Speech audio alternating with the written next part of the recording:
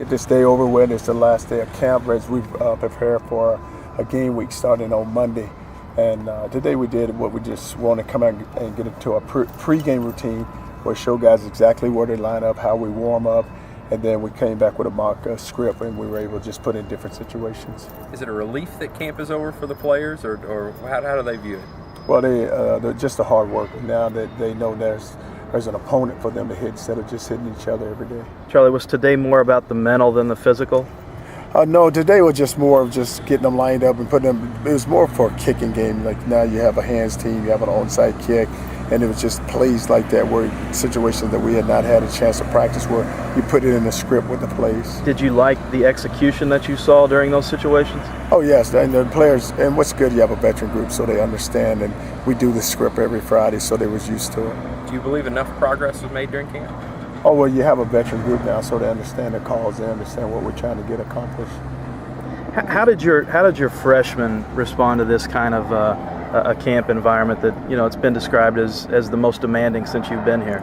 Well, it was different for the freshmen because they come in and they just never have practiced so hard, and then just the demands of coach is yelling at you every play, and what they have to do is try to learn the playbook, and then just the whole tempo of practice they just weren't used to it.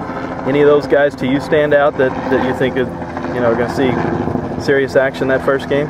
Well, it's just so hard right now with the freshmen because you have such a veteran group, you don't really have to count on them. You've made it a point to bring back alumni for a practice like this. What does that mean to you to see all those old guys out here at the program?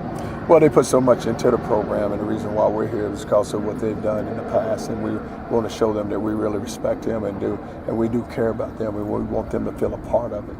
How has Teddy evolved since the Sugar Bowl? What's different about him? Well, he's matured, and now that he's a leader, and the guys really respect him, and he's a young man that just everything about him is how he goes about his work. He don't need to. A lot of times you hear people, a lot of times you hear the voice before you see them. You never have to deal with that with Teddy because he doesn't say much. He just goes about his work. Do you see anything technical that he does better? Well, I think now that he's so familiar with the offense, and now he can come up, he can let guys off and make throws, but he's just becoming a better player, and he's just getting better each and every day. Do you see him having additional responsibilities or audible ability this year? Well, that depends on the game and just how we game plan it. Teddy said he went 25 for 27 on his video game against Ohio. You're going to let him throw it 27 times? Oh, he'll probably get a chance to. I don't know how many times we're going to throw it. Just depends on what they give us. Does that encourage you that he fared that well? Well, but it's a video game now. Now we're going to have real people out there. So. How does it feel to finally be getting more into game planning mode and not as much camp and teaching fundamentals, stuff like that?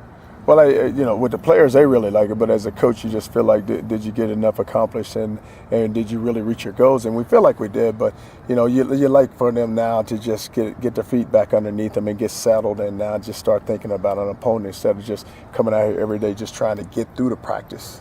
Charlie, you've got such talented running backs. How do you see that rotation working on game day? Well, I think what Coach Carter and offensive staff is going to do, they're just going to play them, and then, the guys will get a lot of opportunities to run the football. So I just don't know exactly how we're going to play them yet, but they all get an opportunity. Are you feeling any more comfortable about the offensive line?